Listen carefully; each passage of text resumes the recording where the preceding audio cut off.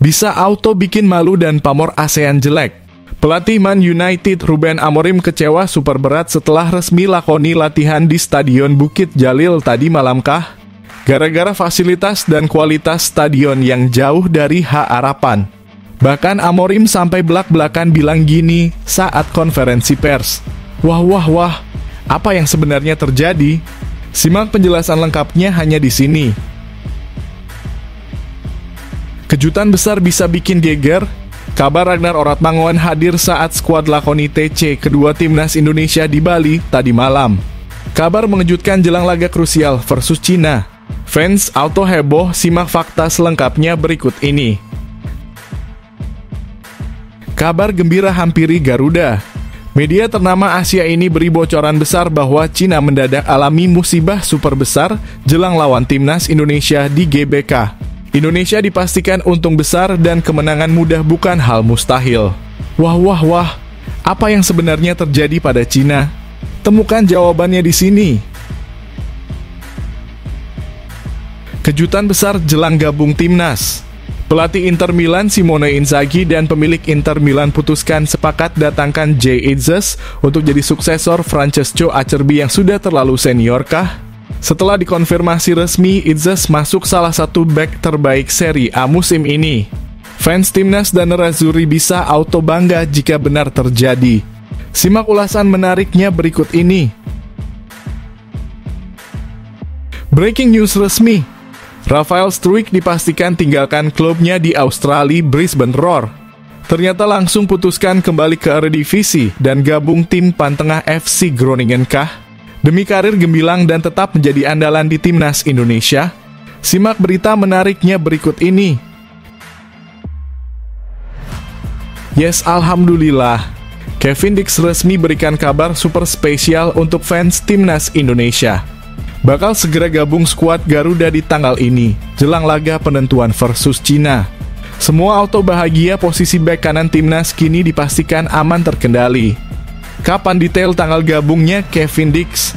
Simak ini dia info selengkapnya. Auto bikin geger fans timnas. Soal lawan Cina, Patrick Kluivert tak ragu ungkap bahwa tak masalah timnas Indonesia main jelek asalkan bisa menang. Tegaskan fokus cuma pada hasil, bukan main indah. Apakah fans Garuda bakal bahagia jika timnas main jelek? Simak ulasan mendetailnya di sini.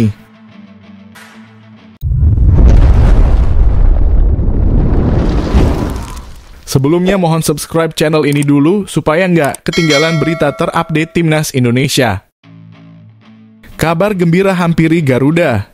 Media ternama Asia ini beri bocoran besar bahwa Cina mendadak alami musibah super besar jelang lawan timnas Indonesia di GBK. Indonesia dipastikan untung besar dan kemenangan mudah bukan hal mustahil. Wah, apa yang sebenarnya terjadi pada Cina? Temukan jawabannya di sini. Kabar kurang sedap datang dari kubu timnas Cina jelang bentrok krusial melawan timnas Indonesia di lanjutan putaran ketiga kualifikasi Piala Dunia 2026 zona Asia. Tim negeri tirai bambu itu dipastikan tidak akan diperkuat oleh striker andalannya, Wu Lei. Kepastian absennya Wu Lei diumumkan langsung oleh timnas Cina pada 26 Mei 2025. Mereka menyebutkan bahwa Wu Lei harus kembali ke klubnya Shanghai Haigang untuk menjalani pemulihan karena tidak mampu mengikuti latihan dengan intensitas tinggi dan jangka panjang. Saat ini, timnas Cina sendiri tengah menjalani pemusatan latihan di Shanghai. Pada tanggal 26 Mei, setelah 3 hari menjalani latihan rehabilitasi, tim medis tim nasional menilai bahwa Wu Lei masih belum dapat mengikuti latihan jangka panjang dan berintensitas tinggi. Tulis pernyataan resmi timnas Cina di Weibo. Dikutip dari Sohu, staf pelatih memutuskan bahwa Wu Lei akan kembali ke klub sepak bola Shanghai Haigang untuk melanjutkan pemulihannya setelah latihan tim pagi ini. Dengan kondisi ini, Wu Lei dipastikan absen saat Cina menghadapi Indonesia di Stadion Utama Gelora Bung Karno, Jakarta pada 5 Juni 2025.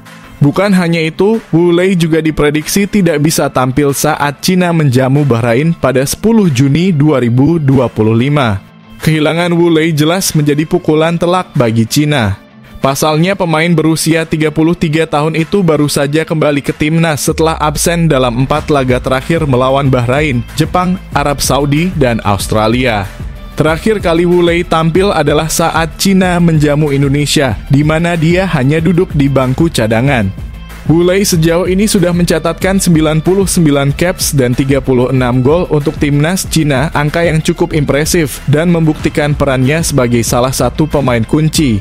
Di sisi lain, absennya Wu Lei bisa jadi angin segar untuk timnas Indonesia. Apalagi Garuda asuhan Patrick Kluivert tengah memburu kemenangan penting untuk menjaga asa lolos ke Piala Dunia 2026. Saat ini, posisi Cina di klasemen sementara grup C memang cukup mengkhawatirkan. Mereka terpuruk di dasar klasemen dengan 6 poin, sama dengan Bahrain. Sementara Indonesia berada di peringkat keempat dengan 9 poin. Berikut klasemen lengkapnya: Jepang 20 poin, Australia 13 poin, Arab Saudi 10 poin, Indonesia 9 poin, Bahrain 6 poin, dan Cina 6 poin. Nah, bagaimana pendapatmu soal absennya Wu Lei? Apakah ini menjadi peluang emas bagi timnas Indonesia untuk mengamankan 3 poin di GBK? Yuk, tulis komentarmu di bawah, dan jangan lupa dukung penuh Garuda di kualifikasi Piala Dunia 2026.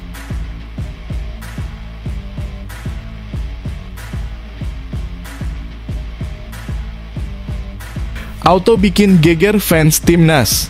Soal lawan Cina, Patrick Kluivert tak ragu ungkap bahwa tak masalah timnas Indonesia main jelek asalkan bisa menang. Tegaskan fokus cuma pada hasil, bukan main indah. Wah, apakah fans bakal bahagia jika timnas main jelek? Simak ulasan mendetailnya di sini. Patrick Kluivert menegaskan satu pesan penting jelang 2 laga pamungkas grup C kualifikasi Piala Dunia 2026 zona Asia, yakni timnas Indonesia harus memiliki DNA sebagai pemenang. Pesan ini disampaikan Kluivert saat memimpin sesi latihan timnas di pemusatan latihan yang berlangsung di Bali United Training Center Bali. Latihan ini sudah dimulai sejak Senin kemarin sebagai persiapan menghadapi laga penting melawan Cina dan Jepang. 2 laga krusial itu akan menjadi penentu nasib Garuda. Tom Hayedekaka akan lebih dulu menjamu Cina di Stadion Utama Gelora Bung Karno, Jakarta pada Kamis 5 Juni mendatang. Setelah itu mereka akan melawat ke markas Jepang di Stadion Suita Osaka pada Selasa 10 Juni 2025. Targetnya jelas, yakni menang di 2 laga sisa demi menjaga asa lolos ke putaran keempat kualifikasi Piala Dunia 2026 zona Asia. Tidak ada ruang untuk ragu. Dalam latihan perdananya di Bali, Patrick Kluivert menekankan bahwa mentalitas sebagai pemenang harus ditanamkan di seluruh tim. Tidak hanya untuk 11 pemain utama yang tampil di lapangan, tetapi juga bagi pemain cadangan yang siap memberikan kontribusi dari bangku cadangan. Kita perlu memiliki pola pikir yang benar, ujar Kluivert dikutip Superball.id dari Tribun Bali. Tidak hanya 11 pemain, tapi juga pemain yang ada di bangku cadangan. Kemenangan selalu penting, kami ingin memilikinya dengan sepak bola yang fantastis. Tambah sang pelatih menunjukkan tekad besar untuk membawa timnas Indonesia meraih kemenangan dengan gaya permainan yang atraktif. Sekarang, Garuda sudah siap tempur. Tinggal bagaimana mereka mengeksekusi instruksi Kluivert di lapangan. Nah, bagaimana menurutmu soal tekad Kluivert yang ingin menjadikan timnas Indonesia punya DNA pemenang? Apakah kamu yakin Garuda bisa menaklukkan Cina dan Jepang? Tulis komentarmu di bawah, dan mari kita dukung bersama-sama langkah Garuda menuju Piala Dunia 2026.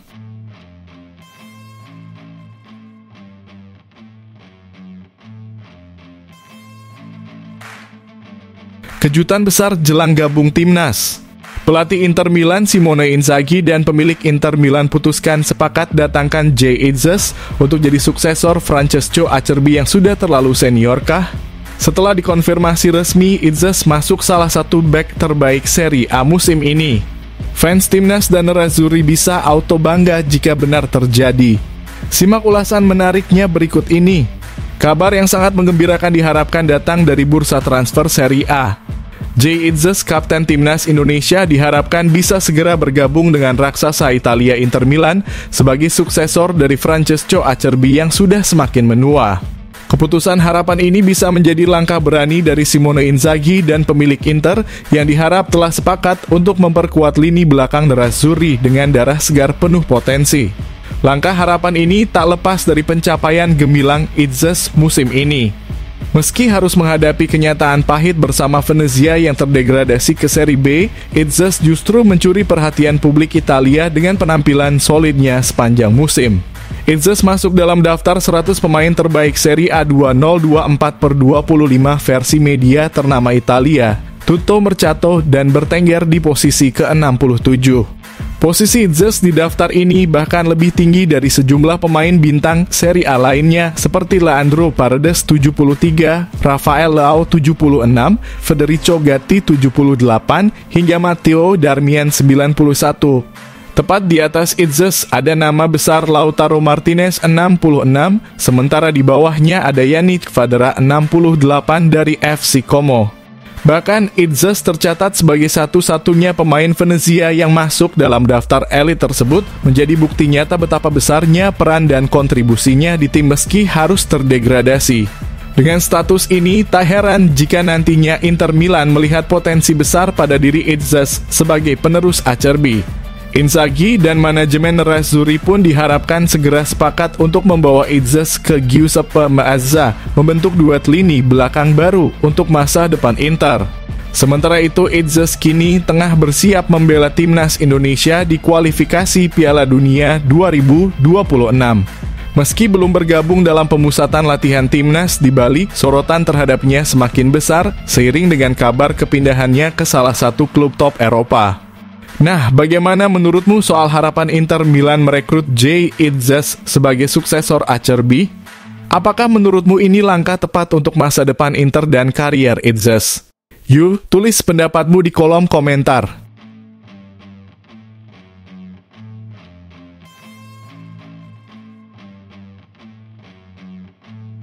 Breaking news resmi. Rafael Struijk dipastikan tinggalkan klubnya di Australia Brisbane Roar. Ternyata langsung putuskan kembali ke Eredivisie dan gabung tim Pantengah FC Groningen kah? Demi karir gemilang dan tetap menjadi andalan di timnas Indonesia? Simak berita menariknya berikut ini. Kabar penuh harapan bisa saja datang untuk pecinta sepak bola Indonesia. Striker muda andalan timnas Indonesia Rafael Struijk resmi berpisah dengan Brisbane Roar dan diharap memutuskan untuk kembali ke tanah kelahirannya di Belanda. Kabar ini disampaikan langsung melalui website resmi Brisbane Roar pada Selasa siang kemarin. Brisbane Roar memberikan apresiasi khusus atas dedikasi Struijk selama berseragam klub Australia itu. Seperti yang diketahui, Struijk bergabung dengan Brisbane Roar pada September 2024 lalu. Keputusan ini sempat menjadi kejutan besar, mengingat Struijk rela meninggalkan Eropa demi menjajal tantangan baru di Australia. Sayangnya, perjalanan Struijk di A-League tak berjalan mulus. Ia hanya tampil 10 kali dan mencetak 1 gol, bahkan absen di 7 laga terakhir bersama Brisbane Roar. Dalam pernyataannya, Brisbane Roar menulis pemain depan Indonesia ini tampil 10 kali untuk Brisbane sepanjang kompetisi Isuzu UTA A-League 2024/25 dan mencetak 1 gol selama berada di Brisbane. Struijk merupakan pemain tetap tim nasional Indonesia. Memimpin barisan pertahanan Garuda yang mencapai putaran final kualifikasi Piala Dunia FIFA AFC untuk pertama kalinya, dan tetap bersaing untuk lolos ke Piala Dunia FIFA 2026 di Amerika Utara. Semua orang di Brisbane Roar mengucapkan terima kasih kepada Rafael atas kontribusinya musim ini dan mendoakan kesuksesannya di masa mendatang. Kini, keputusan besar diambil oleh Struijk. Setelah resmi meninggalkan Brisbane Roar, Rafael Struijk diharap memutuskan untuk kembali ke Belanda dan bergabung dengan klub Eredivisie FC Groningen. Sebuah langkah harapan yang mungkin bisa menjadi titik balik karier Struijk, sekaligus menjadi modal penting bagi timnas Indonesia menuju Piala Dunia 2026. FC Groningen yang dikenal sebagai salah satu klub papan tengah Eredivisie diyakini akan memberikan menit bermain yang lebih banyak dan lingkungan kompetitif untuk mengasah kemampuan Struijk. Dengan usianya yang baru 22 tahun, ini adalah kesempatan emas untuk bangkit dan menunjukkan potensi terbaiknya di Liga Eropa. Sementara itu, Rafael Struijk tetap fokus mengikuti pemusatan latihan bersama Timnas Indonesia di Bali. TC ini menjadi persiapan penting jelang dua laga krusial melawan Cina dan Jepang dalam putaran ketiga Grup C kualifikasi Piala Dunia 2026 zona Asia. Patrick Kluivert memanggil 32 pemain terbaik untuk menghadapi tantangan ini dan Struijk tentu diharapkan menjadi salah satu tumpuan Garuda di lini serang. Nah, bagaimana menurutmu soal harapan admin bahwa Struijk kembali ke Belanda dan bisa jadi bergabung dengan FC Groningen? Apakah ini langkah yang tepat untuk mengangkat performanya, baik di klub maupun di Timnas Indonesia? Yuk, tuliskan pendapat dan dukunganmu di kolom komentar.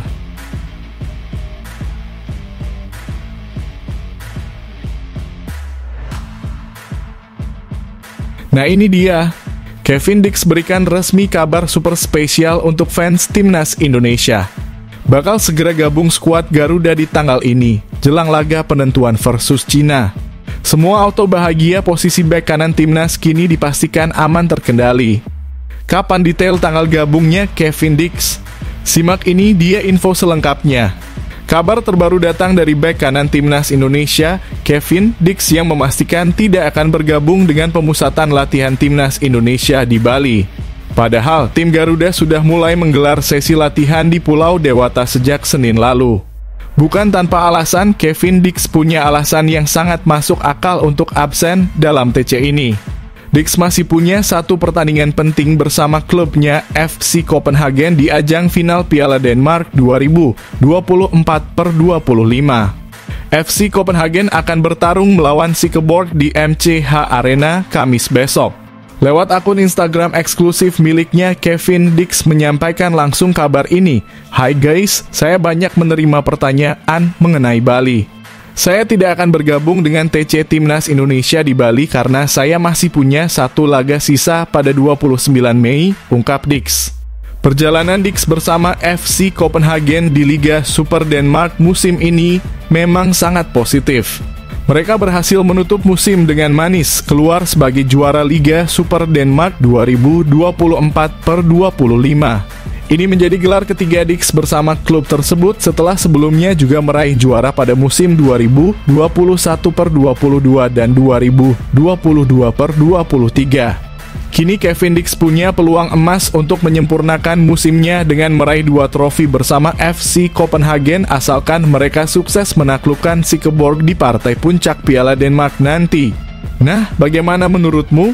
Apakah langkah Kevin Dix ini tepat tetap fokus dengan final bersama klub atau seharusnya sudah bergabung di TC Timnas Indonesia di Bali? Yuk, tuliskan pendapatmu di kolom komentar.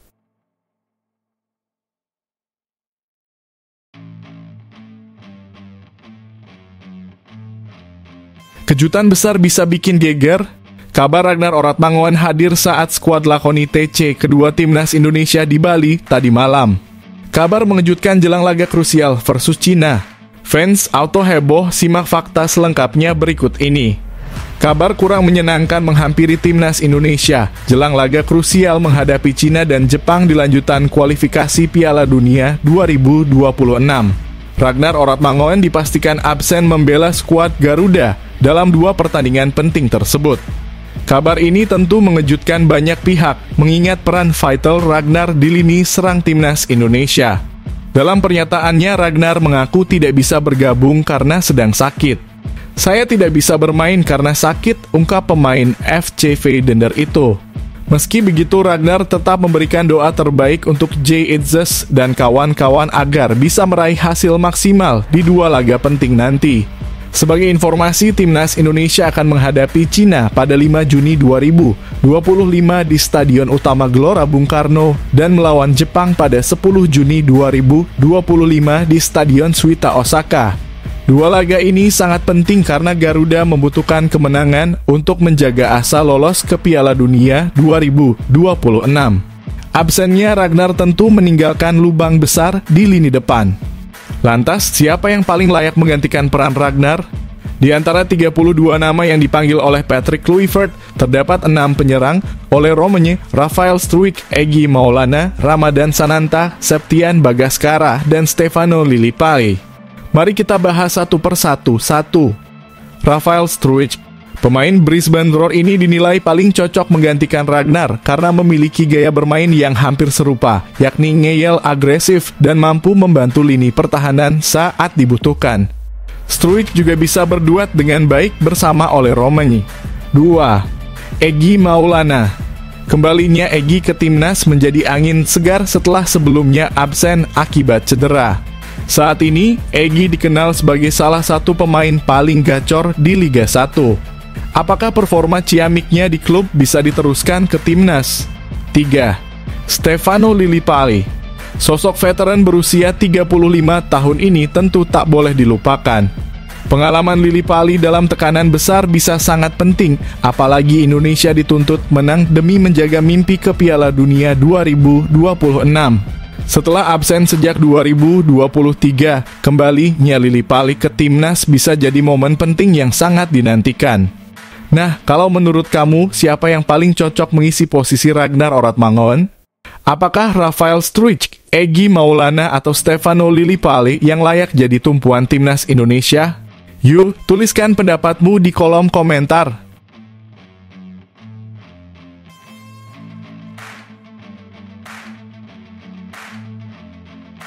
Bisa auto bikin malu dan pamor ASEAN jelek. Pelatih Man United Ruben Amorim kecewa super berat setelah resmi lakoni latihan di Stadion Bukit Jalil tadi malamkah?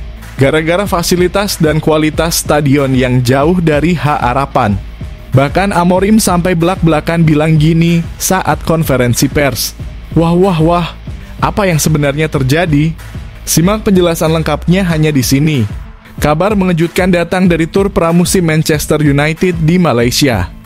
Spekulasi mencuat bahwa Ruben Amorim, pelatih anyar Setan Merah, bisa jadi kecewa berat usai melakoni sesi latihan perdana bersama tim di Kuala Lumpur tadi malam, jelang laga melawan ASEAN All Stars. Meski secara resmi Amorim dan Mason Mount menghadiri konferensi pers di Malaysia, suasana di balik layar mungkin diharapkan pembenci jauh dari ekspektasi. Sebagai salah satu klub terbesar di Inggris, standar fasilitas dan atmosfer latihan yang diterima skuad Manchester United di Malaysia dibuat isuk bahwa tidak sesuai harapan. Amorim yang dikenal tegas dalam soal detail persiapan tim, bahkan secara belak-belakan menyebut tidak terkesan dengan sepak bola Malaysia. Saya memiliki sedikit pengetahuan tentang sepak bola di Asia Tenggara. Saya tahu olahraga berkembang pesat di sini, misalnya Malaysia berkembang sangat pesat di bidang bulu tangkis, ujarnya dalam sesi konferensi pers. Pernyataan ini jelas memantik tanda tanya besar, apakah Malaysia bukan destinasi ideal bagi klub sekelas Manchester United? Tak hanya soal fasilitas, ada juga isu atmosfer di stadion latihan yang dikabarkan kurang mendukung persiapan intensif skuad Setan Merah. Ruben Amorim sendiri memang tak menyebut secara spesifik siapa pemain Malaysia yang mengesankan, bahkan menyebut tidak bisa menyebut nama atlet tertentu. Ini semakin menambah dugaan bahwa Amorim tidak benar-benar tertarik dengan kualitas sepak bola di kawasan ini, khususnya Malaysia. Di sisi lain, laga melawan ASEAN All Stars semestinya menjadi ajang bagi Manchester United untuk mempersiapkan diri jelang musim baru dan menguji pemain muda mereka. Namun jika benar atmosfer dan fasilitas latihan tidak sesuai ekspektasi, bisa jadi ini adalah tur pertama sekaligus terakhir bagi Amorim dan Manchester United ke Malaysia. Bagaimana menurutmu? Apakah Malaysia masih layak jadi destinasi tur pramusim bagi klub-klub besar Eropa? Apakah pernyataan Ruben Amorim ini bentuk kritik halus atau kekecewaan terbuka? Yuk, tuliskan pendapatmu di kolom komentar.